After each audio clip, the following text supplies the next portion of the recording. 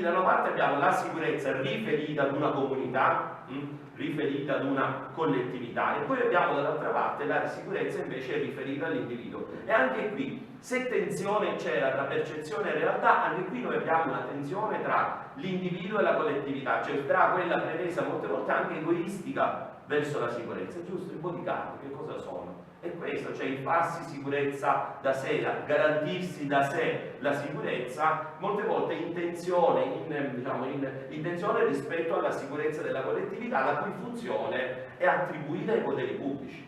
Questo ci porta ad un altro dei problemi fondamentali a cui io posso semplicemente accennare, che è il tema della privatizzazione della sicurezza. Diventa un problema del singolo a cui si cerca di rispondere anche con risorse private. Pensate quando il singolo poi diventa l'immobile, diventa un condominio, diventa un'area all'interno della città. Assistiamo sempre più a fenomeni di privatizzazione della sicurezza che sono legati a quella dimensione individuale della sicurezza.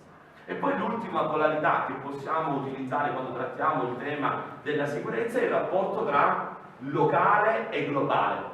La sicurezza si muove tra queste due polarità. È un problema tanto globale, pensate al tema del terrorismo, quanto un problema locale. Siamo qui oggi a discutere della sicurezza urbana, cioè legata ad una dimensione cittadina, ad una dimensione circoscritta. Quindi abbiamo problemi di sicurezza che passano dal globale al locale e dal locale al globale. Noi utilizziamo per capire questo, questa dimensione, che poi è diventato, se volete, anche dal punto di vista non solo delle politiche ma anche dell'ordinamento, la chiave di lettura, cioè il tentativo di localizzare le paure globali. Noi localizziamo le paure globali. Come facciamo noi a governare una paura globale? Come facciamo noi a governare il fenomeno del terrorismo?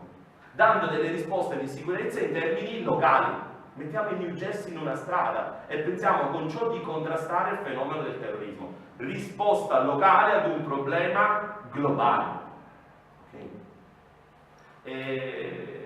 I pericoli che sono lontani, che si vedono, pensate ai casi degli attacchi in materia di terrorismo, attacchi terroristici, scusate, magari vissuti lontani dalle nostre città, giusto?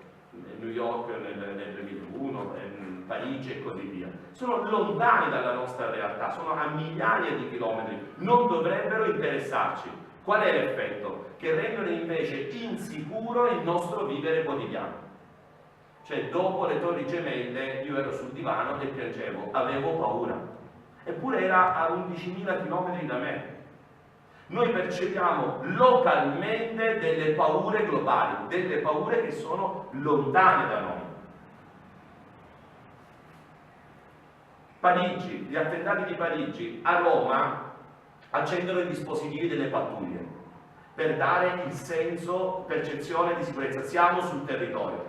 Le pattuglie che prima giravano sempre con i lampeggianti spenti, perché rientra nei protocolli, giusto? Con i lampeggianti spenti, da quel giorno hanno tutti H24 i lampeggianti accesi, perché bisognava dare dei punti di riferimento, cioè bisognava testimoniare una presenza sul territorio. Paura, pericolo lontano percepito localmente, diamo delle risposte locali. Noi non stavamo contrastando quel fenomeno, quell'atto di terrorismo che si era verificato a Parigi. Quindi queste sono le tre polarità, magari potrebbero essercene altre, io ho individuato tre polarità, che sono i modi di ricostruire il problema della sicurezza.